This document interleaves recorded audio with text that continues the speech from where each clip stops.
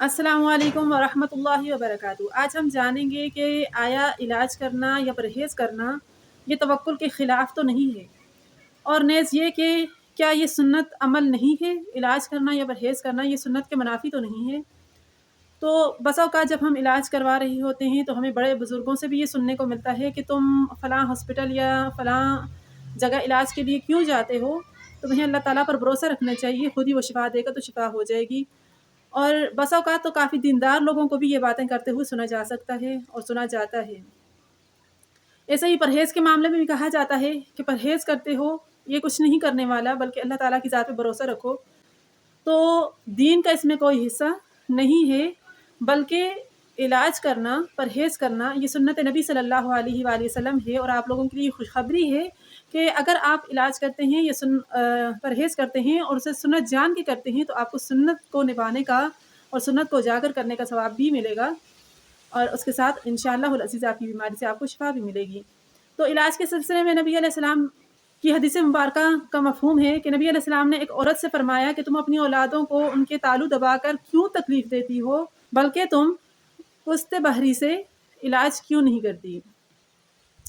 और इस तरह परहेज़ के सिलसिले में नबी अलैहिस्सलाम की हदीस मुबारका जो है वो सही हदीस मुबारका है, उसका मफ़हूम है हज़रत अली रज़ियल्लाहु ताला अन्हु जब नबी अलैहिस्सलाम के साथ एक औरत के घर तशरीफ़ ले गए और वहाँ पर एक खोशा लटक रहा था और उससे कुछ खजूरें खाना शुरू की, तो नबी अलैहिस्सलाम ने उन्हें मना किया कि ए अली, तुम ये खजूरें मत खाओ, तुम अभी-अभी बीमारी से उठे हो। और उसके बाद जब कुछ मलिया नुमा चीज़ अलैहिस्सलाम के सामने पेश की गई तो नबी हज़रत अली रज़ियल्लाहु ताला अन्हु से फ़रमाया कि तुम ये खाओ, ये तुम्हारे लिए बेहतर है। तो परहेज़ करना और इलाज करना ये सुन्नत रसूल सल्लल्लाहु अलैहि वसल्लम है।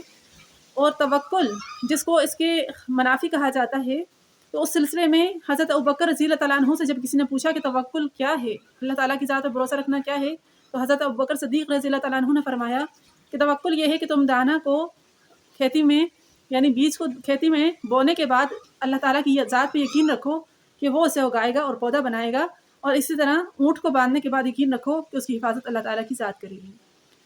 तो तवक्कुल ये नहीं है कि हाथ पे हाथ रख के बैठ जाएँ और हमारे लिए मौजज़ात हों, बल्कि तवक्कुल ये है कि हर काम के होने और ना होने के यकीन सिर्फ़ अल्लाह ताला की ज़ात से रखना और अपने हिस्से का काम करना। यही वजह है कि अंबिया कराम से ज़रें पहनना भी साबित है। हत्ता कि नबी अलैहिस्सलाम ने एक ग़ज़वा में 2 ज़रें पहनी थी। तो ये हिफाज़त करना या फिर इलाज करना ये सब तवक्कुल के मुनाफ़ी नहीं है।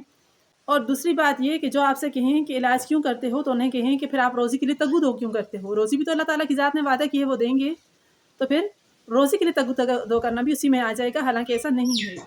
बल्कि इलाज के सिलसिले में कोशिश करना या रोज़ी के लिए तग्गू करना ये सब तवक्कुल के मुनाफ़ी नहीं है।